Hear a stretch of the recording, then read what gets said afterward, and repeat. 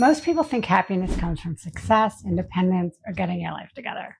The longest psychological study in history found something very different.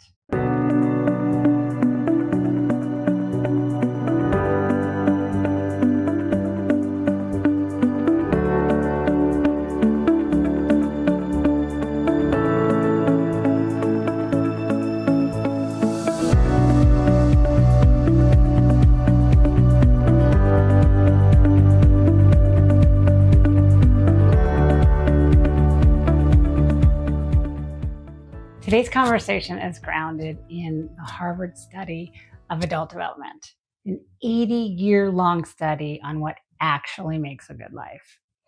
And then there's this important gap, which is par for the course, as I'm sure many of you know. The study didn't include lesbians or queer women. It just was mostly heterosexual couples, right? And heterosexual people. So that's really what I want to explore today. Kind of translating this important research into something that we can use for ourselves. The question really is, why do so many smart and self-aware women still feel lonely, unfulfilled, or disconnected, even when their lives look successful? And I can't tell you how often I see this. For queer women specifically, why does connection often feel harder, more fragile, or more challenging? Across decades, cultures, and life stages, the Harvard study found one consistent predictor of a long-term happiness and physical health, both combined. It turned out to be the quality of our relationships, not income, not status, and not productivity. It was relationships. So the bottom line is, and I talk about this a lot, but humans regulate through relational safety. And our nervous systems are shaped and stabilized by connection to other people. Isolation isn't just emotionally painful, it actually is dangerous to our physical health too. So this is where queer women and lesbian experiences matter, because so many of us learned early on to adapt to a certain kind of safety to survive. We learned to read the room, minimize our needs, and stay emotionally self-sufficient in particular. Not ask for help, right? Nope, I'm gonna do it on my own. I'll do it, I'll figure it out. I'm not gonna tell anybody I actually need help. So we always come to rely on ourselves first.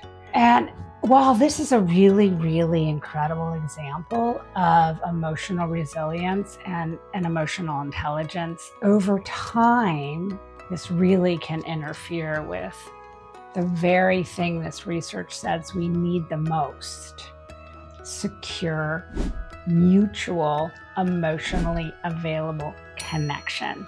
So we need to figure out how to translate this into our lives, right? So I've been doing this most of my career, taking a lot of research and data out there, mostly done for straight people, and figuring out and translating like, bringing a lesbian queer lens to it, like taking a dominant system like heteronormativity and creating something real that we can relate to, that doesn't also erase us at the same time, like a chemical reading around it all. As far as connection goes, if you're fortunate enough to live in an area with lots of lesbians and queer women, then you have an incredible opportunity and privilege to embody what this study is actually saying: creating queer friendship, chosen family, and long-term bonds out of heteronormative structures.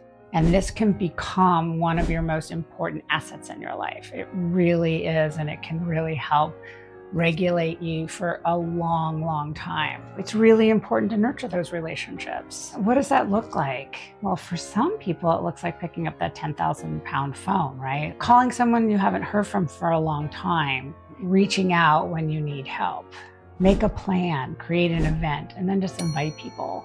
And if it makes you nervous or anxious, look at what that's like. If you don't happen to live in an area that's full of our community because of geography or life stages or what have you, then there's other ways to work more intentionally with this. And I would suggest just starting small, because actually what the study says, it's not quantity, it's quality. And that's the most important piece we can take away here, because all you need is a few emotionally safe relationships to reap the benefits of what this study says. So the depth matters way more than the numbers. What I can say in these kind of circumstances, and in all circumstances really, we need to repair whenever possible. Really, like, for healthy relationships and healthy people, stretch ourselves, repair when there's issues, make those efforts, even if you're feeling disconnected or they don't, try enough or whatever. Like, these are the things you can do to bring that connection back to you,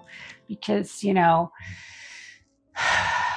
it's really important that we take the extra effort, to do all of the things that we need to do to create these communities, to create these friendships. Again, pick up that phone, look for some really safe online situations, or every once in a while drive to, an area that's close by to you that has more community. The other thing that's really, really important to kind of look at is any internalized messages that are getting in the way of really connecting to others, that bring on shame, and that bring these feelings of shame and unworthiness and unlovability. And I'll be touching on those topics in later videos. If you like everything you're hearing and you're interested in more depthful videos on these kind of topics, this is what I'll be hosting about a lot more. I'm starting to activate and start up my YouTube channel after a long time, and I'm really excited to be sharing these things for you. So please subscribe to my channel and like this video if you got something out of it today. Just remember that you are worth it. You do not have to do this alone.